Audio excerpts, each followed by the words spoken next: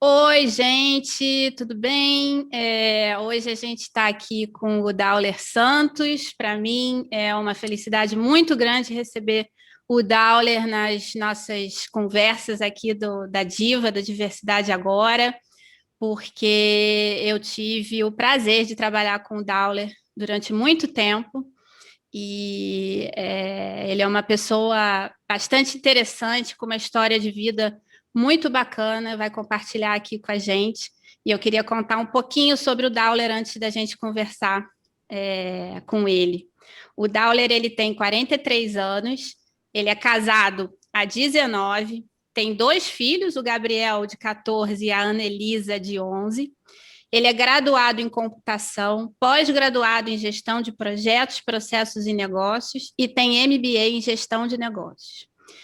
O Dauler tem 25 anos de carreira, ele atua no ramo de tecnologia industrial, voltado para processos industriais, sendo que são 13 anos como executivo de uma das maiores empresas multinacionais de consultoria, trabalhando na prospecção de novos negócios, vendas, gestão e delivery de projetos de tecnologia e liderança de pessoas. E aproximadamente 2 anos ele foi convidado para ser um dos líderes locais de etnia da empresa, para tratar de assuntos voltados para a diversidade. Então, assim, é com muita felicidade e orgulho que eu e a Cacá recebemos você aqui, Dauler. Seja muito, muito, muito bem-vindo. Não, E obrigado, Renato. Prazer todo meu estar aqui contribuindo por esse momento. Fiquei muito feliz pelo convite, né? E espero passar alguma coisa legal para o pessoal que está assistindo. com certeza vai, não tenho dúvida. Muito prazer te receber também, dar aula e conhecer um pouco mais da sua história. É um prazer, Cacá. Bom, e aí, Daula, para a gente começar esse papo aqui, eu queria. Eu sei, né, que você tem uma carreira super sólida, né, uma carreira de sucesso aí em uma das principais empresas globais de consultoria, né? E então eu queria pedir para você contar um pouquinho aqui para a gente da sua jornada, como que foi que você começou, né, na sua vida profissional e como que você se envolveu nos temas de diversidade e inclusão. Não, bacana. Bom, minha jornada, né, iniciou-se numa pequena empresa, não, uma grande empresa aqui de mineira de automação industrial. Comecei a trabalhar em 1996, né? Recém-saído do curso técnico de eletrônica lá na Universidade Federal, daqui de Minas Gerais. Nesse curso eu fui um dos 10 primeiros alunos. Isso me credenciou para... Tipo, eu ganhei uma bolsa de estágio nessa empresa, né? Nesse meio tempo, assim, aprendi bastante, viajei muito, me relacionei com muitas pessoas legais, né? E eu fiquei 12 anos na carreira técnica nessa empresa. E em 2008, essa grande empresa multinacional fez a aquisição dessa nossa da empresa, dessa empresa anterior, e eu entrei já como executivo, como gerente nesse período.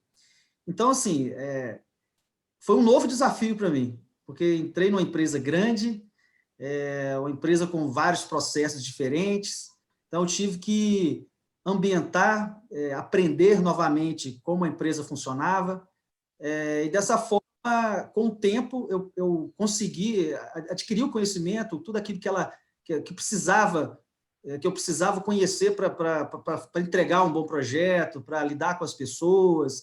Então, dessa forma, eu consegui sair do outro lado, né? E, sim, foi muito bom para mim, pessoalmente, foi excelente, porque aprendi muito, estou aprendendo até hoje, né? A questão de relacionamento com o cliente, gestão de projetos, gestão de pessoas, assim, aprendi muito, né? Aprendi muito. No caso do tema de... Como eu comecei a envolver no tema de diversidade e inclusão, igual a Renata falou, há 2 anos atrás, até uma líder minha, que é fantástica, né? Sinto falta dela até hoje, ela viu viu que eu tinha um potencial para ajudar algumas pessoas. E ela já tinha uns grupos já montados de mulheres, de LGBT, e estava faltando de etnia. Então, ela me convidou para fazer parte, para liderar esse grupo de etnia, para a gente tentar ver como que a empresa estava abordando essa questão racial, como que estava, se as pessoas, se a liderança estava engajada com esse tema. Então, a partir daí, eu comecei a buscar conhecimento, porque, para falar a verdade, anteriormente, assim, eu não me preocupava muito com o tema. Para ser bem, assim, bem sincero, eu não me via fazendo nenhum tipo, atuando nessa área. Mas, há 2 anos atrás, com o ensinamento dessa minha líder, com o que ela passou para a gente, eu vi que eu poderia fazer diferença. Eu poderia fazer diferença, ajudar as pessoas de alguma forma. Porque eu tenho um jeito muito descontraído de trabalhar, as pessoas, com pouco tempo, elas conseguem, assim, se abrir, ter maior liberdade para trabalhar junto comigo. Então, dessa forma, eu acredito que eu consiga ajudar outras pessoas, somente dos grupos da diversidade, né? Maravilha. Só, antes de a gente seguir, Cacá, só uma coisa que eu queria perguntar para o Dauler, porque além desse trabalho específico, né, que você começou com etnia, você também tem uma participação, você começou a fazer uma participação depois no programa oficial, né, da empresa de raça, não foi? Exatamente. Eu entrei como uma das pessoas responsáveis pelo pilar de retenção. O grupo era dividido em vários pilares: engajamento, retenção, recrutamento. Então, dessa forma, eu fiquei no pilar de retenção. E ali também eu pude participar de várias reuniões com várias pessoas, mostrando, ensinando a questão da diversidade, né? Eu pude pegar bastante conhecimento nesse ponto. E isso fez com que eu abrisse um pouco mais a minha cabeça, vendo que, por exemplo, grandes empresas, o percentual, né, todo mundo sabe, o percentual de negros, pretos, pardos, assim, é muito pequeno em relação aos brancos. Então, a gente tem que tentar arrumar uma forma de melhorar esse percentual, de aumentar esse percentual, né? Porque nós somos iguais. Então, tem que arrumar alguma forma de fazer com que isso melhore dentro dessas empresas. Maravilha. E é muito legal você falar dessa sua jornada, porque esse ano a gente está completando 133 anos da assinatura da Lei Áurea, né? Sim. A gente está gravando hoje no dia 12 de maio, mas esse vídeo vai ao ar no dia 13 de maio, que seria a data aí onde foi assinada essa lei, que teoricamente teria servido para abolir a escravidão no Brasil. Mas a gente sabe que desde então, o 14 de maio, hoje, ele é uma data que ele é lembrada pelo movimento negro como a data onde essas pessoas elas foram marginalizadas, né? Porque houve a assinatura e a partir dali não houve nenhuma política pública de inclusão social. Pelo contrário, né? Foram criadas leis de exclusão, né? Onde essas pessoas não tinham direito à propriedade, não tinham direito à educação, tinha a lei da vadiagem, que permitia que as pessoas que estivessem na rua, sem documento, sem comprovação de que estava indo ou voltando do trabalho, ou de que estava procurando trabalho, poderiam ser presas, né? Se estivesse também realizando alguma prática relacionada com a cultura africana, né? Alguma capoeira ou alguma religião de origem africana, essas pessoas poderiam ser presas com base nessa lei da vadiagem. Então, a gente sabe que desde então, desde o 13 de maio de 1888, o povo preto sofre com esse racismo estrutural, né? Que é o que é o racismo estrutural? A forma como a nossa sociedade está estruturada está baseado numa hierarquia de classe, né? Sim. E aí é interessante a gente pensar que a gente olha muitas vezes para fora e fala assim, ah, não, mas na África do Sul a gente tinha o apartheid, né? Nos Estados Unidos, as pessoas elas tinham uma separação muito mais clara, né? De espaço social, de espaço público, de possibilidade. Na Índia, tem lá a questão das castas, né? Então, se você faz parte de uma casta, você tem uma condição X, e aí não tem mobilidade social. No Brasil não tem isso, no Brasil a gente é aqui uma democracia racial, a gente é bacana, a gente é legal, a gente é divertido, a gente É velado, né? Exatamente, a gente é amigável, né? Isso. Então, tanto isso é um grande problema, né? Porque nesses lugares, né, onde existe ou existiu muito mais, de forma muito mais clara essa discriminação, o movimento contra esse processo de discriminação foi um movimento muito mais forte e anterior ao que está acontecendo agora aqui no Brasil. Sim. Até porque era muito mais difícil para as pessoas negarem que existia discriminação, né? E aqui no Brasil não é exatamente dessa forma, porque a gente fala assim, não, mas eu até tenho, meu melhor amigo é preto, né? Minha tia é casada com um homem preto. Então, tanto no âmbito profissional como no pessoal, a gente tem esse desafio de lidar com a questão da discriminação racial, com o racismo, de compreender essa ideia do racismo estrutural, do racismo institucional, da atitude, né, do comportamento racista, separar essas coisas. Então, eu queria te perguntar, Dauler, na tua experiência, tanto profissional como pessoal, se você já sofreu com racismo, com discriminação, com preconceito, e se isso já aconteceu, quais foram as consequências, né? Que tipo de resultado isso trouxe para você, ou de problema para a sua vida? Sim. E como que na sua vida, né, além do trabalho que você faz, você busca enfrentar essa condição do racismo? Perfeito. Bom, eu tinha uma visão diferente assim, de racismo, preconceito. Eu aceitava, na minha juventude, né? Eu aceitava ser chamado de negão, de macaco, cabelo ruim, e outros adjetivos aí pejorativos, né? E assim, a minha turma na juventude, ela era filhos de médicos, dentistas, engenheiros, né? Então, assim, eu gostava de todos, né? Então, assim, como eu não... óbvio que eu me sentia um pouco ofendido, às vezes, quando eles faziam alguma... me chamavam de algum desses adjetivos que eu acabei de mencionar, mas eu engolia, deixava do jeito que estava, por quê? Porque eu não queria ficar fora, né? Assim, não que eu não me importava, mas eu ficava com aquela sensação ruim dentro de mim, mas falava assim, putz, se eu queimar com essas pessoas aqui, eu vou ficar fora da turma, então eu prefiro, vou levando.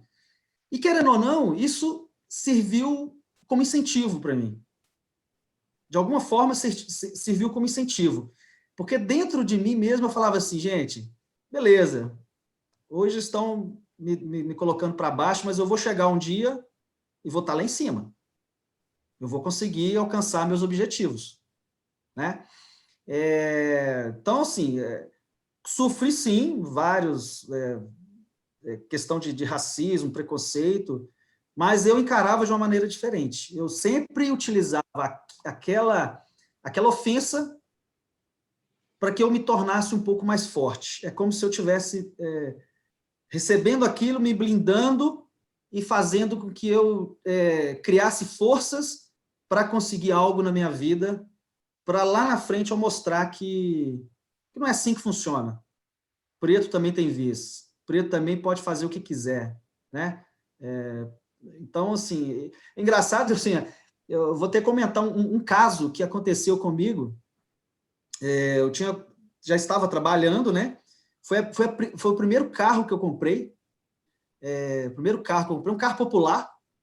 Então, cheguei do trabalho, entrei na minha cidade, cheguei lá numa padaria para comprar, estacionei o carro, saí do carro, passa um conhecido meu, olha para mim, mexe comigo, olha o carro, fala assim, ó, que bacana, não sei o quê, você comprou, tal. Aí eu falei, não, eu comprei o carro, tal. Aí ele vai vir para mim, você está roubando aonde? Você comprar esse carro? Aí eu pensei assim, putz, qual a resposta que eu dou? Aí sabe aquela sensação que dá de falar assim, gente, por que esse cara está falando isso? Porque eu não posso trabalhar e conseguir comprar um carro? Eu não posso comprar uma casa? Eu não posso sentar num restaurante e comer a melhor comida nos melhores restaurantes? Por quê? Só por causa da minha cor? Eu não entendi. E desse dia, assim, também não briguei, só virei de lado, fui lá, comprei meu pão e fui embora para casa. Mas só que isso fica dentro da gente, né? Isso fica dentro da gente. Então, assim, isso faz com que a gente reflita muito como é a sociedade, como as pessoas, né? Então, serve como uma reflexão mesmo, né? Isso fica guardado no coração da gente, assim, eu nunca esqueci. Porque hoje eu comento em todo lugar que eu vou fazer alguma palestra, conversar com alguém, eu sempre comento sobre esse caso, porque, querendo ou não, né, foi muito ruim eu receber aquela, sabe? O cara fala assim, pô, você roubou, você está roubando, por isso você comprou esse carro. Em vez de falar, pô, você está trabalhando bastante, hein? Que legal, você comprou um carro, parabéns. É o que a pessoa deveria fazer. Mas não, primeiro ela foi falar que eu estava roubando. Por quê? Será que é porque eu sou negro? Preto? Todo mundo que é preto, negro, é ladrão? Né? Fica aí uma reflexão. É o que a gente chama das microagressões, né? Aquela coisa, aquela brincadeirinha, o racismo recreativo, né? Aquela coisa que tava só brincando, imagina, não tive intenção, A minha vida toda foi nessa a aí. pessoa, muito provavelmente, a pessoa nem lembra que ela te falou isso, porque é Não tão lembro. automático, inconsciente, tá nesse lugar do naturalizado de que preto, honesto, é pobre. Se você Isso. está tendo alguma ascensão, é porque está fazendo alguma coisa errada. Então, isso é racismo estrutural na prática, né? É como a nossa estrutura mental, inclusive, é construída para considerar que, dependendo da cor da sua pele, você tem um lugar na sociedade. E se você se movimenta desse lugar, você está fazendo alguma coisa que não está na cartilha. Tem alguma coisa errada aí nesse trajeto. Exatamente, concordo. E essa... Desculpa, vai lá, Daula. E fica um sentimento ruim, você fica com o coração assim, pô, triste, né?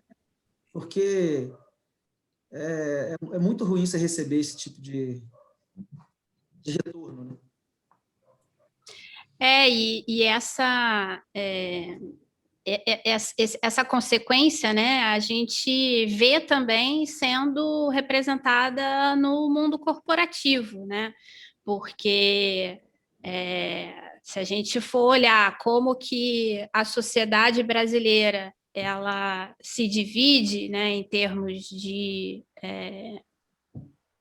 raça, digamos assim, a maioria, né, da população brasileira é de pretos e pardos, mas isso não está refletido de acordo nas empresas. Empresa, isso. Então, a gente sabe, né, se a gente for olhar aqui os números, né, do mercado corporativo, a gente sabe que os negros ocupam menos de 4% dos níveis de gerência, e não chega nem a 1% dos níveis de diretoria. Ou seja, tem um impacto, né, essa questão do preconceito, a questão de não enxergar as pessoas pretas como capazes, né, da mesma forma que qualquer pessoa, enfim. Isso está muito claro na hora que a gente vai olhar a representatividade dentro dos níveis executivos, dos níveis de liderança das empresas. A gente até, se a gente analisar os níveis técnicos, a gente até pode encontrar uma maior participação, mas quando a gente vai subindo, né, na pirâmide ali de liderança, essa participação ela cai vertiginosamente. Muito, muito, muito. E você, né, Dauler, você ocupa uma posição sênior, você é gerente sênior na Accenture, que é uma empresa, como a gente já comentou aqui, muito expressiva, né, no mercado global de consultoria, e eu sei que não foi simples chegar lá, chegar onde você está, né? Um caminho aí que você percorreu para chegar numa posição de liderança. Hoje você tem responsabilidade sobre um time expressivo dentro da tua área, e aí eu queria que você compartilhasse aqui um pouco quais são, né, as suas dicas, né, para quem está, assim como você, quer ocupar uma posição de liderança e sabendo, né, que o caminho não vai ser fácil, que vão encontrar várias barreiras aí pela frente. Fala aí um pouquinho sobre os seus aprendizados, né? Como que você pode compartilhar isso com o pessoal? Sim, assim, o caminho não foi fácil mesmo. Como você mencionou, são 25 anos, né, de carreira, e sempre pensei que a melhor opção para que eu chegasse na posição na qual estou era através do estudo, né? Do estudo, dedicação ao trabalho. Eu não senti que a minha cor influenciou ou não nas minhas conquistas, tá? Falando a verdade, tudo que eu consegui até hoje foi fruto do meu esforço. E o que é esforço? Buscar uma educação melhor, né? E trabalhar. Muitas vezes eu deixava aqui minha família de lado, namorada, para estudar, para trabalhar, para viajar e para absorver conhecimento. Porque dessa forma eu acho que aí a gente equilibra. Porque se você tem conhecimento, você tem educação, de alguma forma a gente entra num processo, pelo menos com aquela questão de estudo, de competência pareada com outros. Claro que entra a questão de preconceito, racismo, mas eu acho que a primeira coisa que tem que se pensar é se educar. Eu acho que isso é uma dica que eu deixo, porque eu aqui sempre pensei no seguinte: olha, eu não vou conseguir nada de graça, as coisas não vão cair do céu. Se eu não estudar, eu não vou conseguir chegar onde eu quero. E, igual a Renata comentou, na Accenture, ela exige, sim, um conhecimento maior, ela exige uma competência de nível de educação, né, maior. Então, você tem que buscar esse conhecimento em algum lugar, né?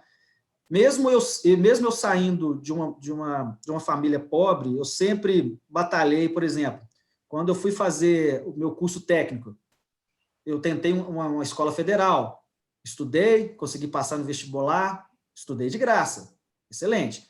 Comecei a trabalhar, aí depois de 2 anos aqui, eu fui fazer minha faculdade, porque eu pagava a faculdade particular. Então, assim, isso foi um momento de muito esforço para mim, né? Então, eu trabalhava o dia inteiro, estudava à noite, e como eu moro no interior, eu nunca morei em Belo Horizonte, então eu saía de Belo Horizonte, vinha para Pedro Leopoldo, chegava 1h da manhã, acordava 5. Então, assim, esse momento, esses 4, 5 anos que eu fiquei na faculdade, foi muito árduo, né? Mas, assim, foi muito bom, porque após esse momento, após essa conquista, né, eu pude desenvolver bastante dentro do meu trabalho, consegui me desenvolver junto com a minha equipe, Isso me proporcionou algumas promoções ao longo do tempo. Óbvio, chegou um certo momento, dentro da carreira gerencial, que eu fiquei um pouco travado. Aí eu não sei se era alguma coisa relacionada à empresa ou se era relacionada à liderança. Porque a partir do momento que uma nova liderança assumiu a nossa estrutura, as coisas se transformaram. As pessoas começaram a progredir, as pessoas começaram a ser promovidas, elas enxergaram valores nas pessoas que a outra liderança não enxergava, e o ambiente se tornou, assim, maravilhoso, e a gente conseguiu alavancar nosso negócio, assim, exponencialmente. Então, ou seja, tem muito a ver também com a questão da liderança que talvez não enxerga um pouco essa questão da diversidade dentro do grupo. Acho que você toca num ponto crucial, né, Cacá, aqui para gente, né? Sim, porque a minha ideia aqui com a Renata, né, nossa ideia no trabalho da diversidade agora, realmente é levar para as empresas a compreensão que se a gente não desenvolve a liderança para esse olhar de valorização da diversidade, a gente não consegue construir uma cultura inclusiva, porque essas pessoas vão barrar, porque nós temos os nossos vieses e a nossa estrutura, né, ela não traz uma educação para a diversidade, então a forma como a gente aprende a ver o mundo é um mundo dentro de bolhas, né? Exatamente. E aí você traz aí na prática, né, o reforço da importância desses líderes se desenvolverem para olhar a diversidade como valor e trabalhar ações de equidade e inclusão. E é justamente isso que eu queria te perguntar agora, né? O que você consegue ver a partir da sua experiência, Dauler, de que ações específicas que você acredita que as empresas precisam tomar de forma efetiva para colaborar para uma cultura inclusiva, para a sanção de pessoas pretas aos níveis executivos dentro dessas organizações? Como vocês mencionaram, o percentual ele é muito baixo, né? De pessoas pretas no nível executivo. Eu acho que as empresas elas têm que criar iniciativas, né, para estimular essa diversidade. Eu vou citar algumas delas aqui que eu acho que o que a gente está fazendo aqui internamente na nossa empresa, que eu acho que vale a pena ser comentado, né? Acho que a primeira coisa é engajamento da liderança. Os gestores, né, os líderes, eles devem reconhecer essa importância, né, da prática da inclusão racial, né, para o crescimento do profissional, desde que seja da base até o nível executivo, né? Um outro ponto, a questão da educação racial, né, antirracista que a gente fala, né? Então, seja, tem que ter um pilar dentro da empresa para começar a passar conhecimento para as outras pessoas, para a liderança também, né, óbvio, para que ela comece a se educar nesse mundo da diversidade. Porque muitas vezes as pessoas não sabem o que é racismo, o que é preconceito, o que fazer, como ajudar. E às vezes elas cometem alguns equívocos em relação a essa questão de racismo e preconceito, talvez sem sentir, mas está cometendo um preconceito ou um racismo. Então, acho que a questão da educação ela é super importante. Outra coisa é fazer programas de treinamentos, né, para alavancar a carreira mesmo das pessoas. Ou seja, tem que traçar um planejamento, fazer um planejamento de carreira, mostrar o que as pessoas, o que elas devem buscar para alcançar aquele nível. Porque se deixar a pessoa solta e não explicar, não fazer aquele corpo a corpo, falar, tal pessoa aqui, vem cá, você tem que fazer esses treinamentos, você tem que buscar esse conhecimento aqui para você alcançar aquele nível de carreira. Eu acho que isso é super importante. Senão a pessoa fica fazendo um tanto de curso sem saber se aquilo vai ser viável ou não. Então, essa questão do programa de treinamento e carreira, eu acho que é super importante. O outro ponto é criação de grupos, né, de afinidades e comitês. É o que a gente faz aqui na empresa. Então, hoje nós temos grupo de mulheres, LGBTs, etnia, porque isso cria força. Porque sem esse grupo, para ter uma representatividade dentro da empresa, da onde que vai sair o questionamento?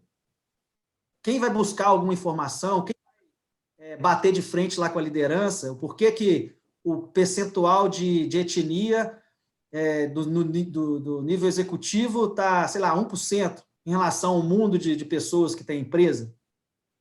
Então, assim, eu acho que essa questão dos grupos, elas fortalecem, né, fortalece aqui a questão da diversidade dentro da empresa.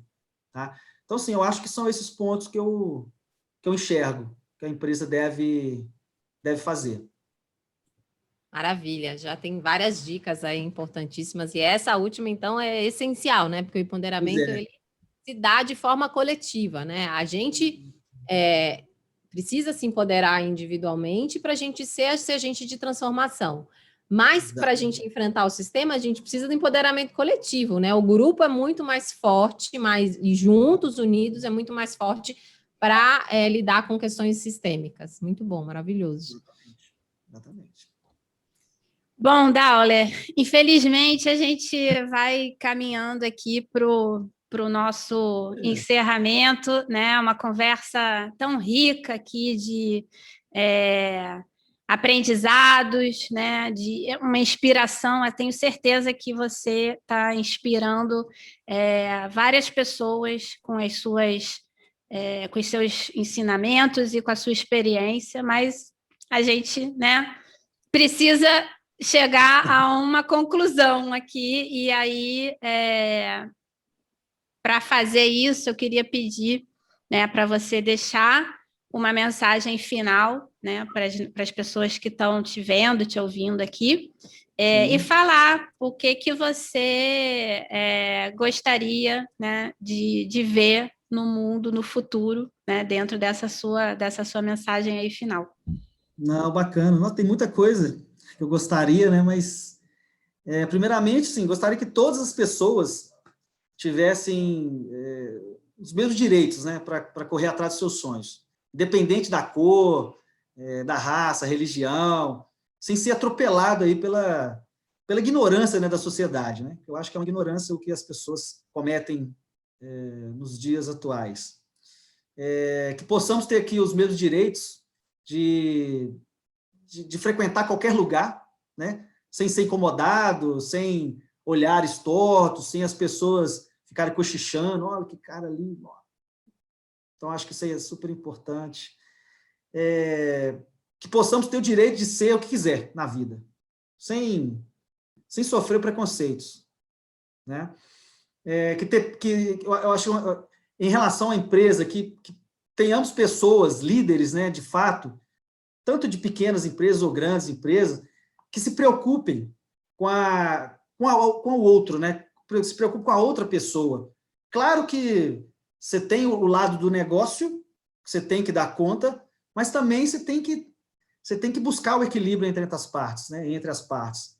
E quando você consegue colocar essa pessoa do seu lado, eu acho que as coisas fluem de uma maneira mais natural, mais tranquila, né?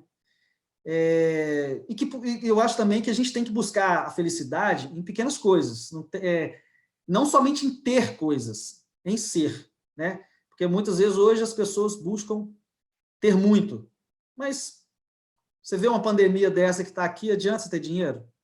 Não adianta. Serve para todos, todo mundo pode adoecer e pode morrer. Então, buscar ser uma pessoa diferente, para uma pessoa boa, sem preconceito, que dessa forma eu acho que vai ajudar a sociedade e a família, né? E por último, não poderia deixar de falar, é que todos confiem em Deus, tem que ter fé, porque sem a fé aí o mundo não vai para frente. Então, assim, tem que buscar Deus, porque sem Ele nós não somos nada, né? Então, essa que é a mensagem que eu gostaria de deixar para vocês. E, assim, me sinto honrado, feliz demais de estar falando aqui com vocês, tentando passar um pouquinho da minha vida, né? Da minha experiência, tudo aquilo que eu... Tinha muito caso para contar, mas o tempo é muito curto, mas, então, assim, eu acho que eu dei algumas pinceladas aqui no tudo aquilo que eu achava que era interessante. E estamos aqui, à disposição para ajudar o próximo. O que for necessário fazer, eu estou à disposição. Mas vamos ter outras oportunidades, né? A gente pode marcar uma outra conversa, marcar um café, a gente pode marcar uma live, que aí você pode trazer outros causos aí para a gente falar um pouquinho mais sobre essas histórias, porque essas histórias, elas realmente são muito valiosas do ponto de vista da representatividade, né? Eu fico imaginando, assim, um menino preto assistindo você contar sobre a sua história, da sua trajetória, das oportunidades que você teve, né? Você falou ali no início que você teve oportunidade de ter educação, e isso fez com que você tivesse essa possibilidade de ter uma carreira, de crescer na sua carreira, de se desenvolver, de se tornar um executivo.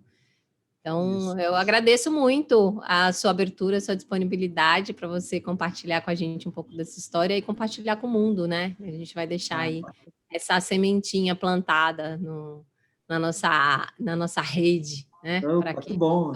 Conte sempre comigo. Se for preciso. Eu acho que essa mensagem vai chegar em quem está precisando, com certeza.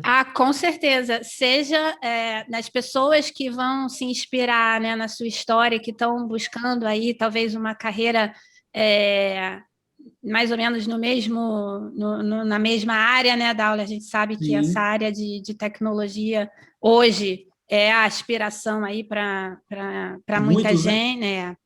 E principalmente eu acho que fica uma mensagem importante para as lideranças, sabe? Porque as pessoas elas precisam, né, ter as mesmas oportunidades, elas vão se preparar, elas vão correr atrás, elas vão buscar o que tiver ao alcance delas para elas poderem se preparar, né, para a vida. Mas a gente sempre vai depender, né, de alguém que está numa posição em determinado momento com condições, né, de reconhecer esses valores, de reconhecer essa competência, de oferecer a oportunidade. E eu vejo que o grande desafio hoje, né, nas empresas é que essas pessoas que estão ali numa posição de poder enxerguem, né, isso. Se dispam mesmo, se libertem, né, de seus vieses, de seus preconceitos, para enxergarem as pessoas pelos que elas são, pelas contribuições que elas dão, e não por uma lente totalmente embaçada aí pelo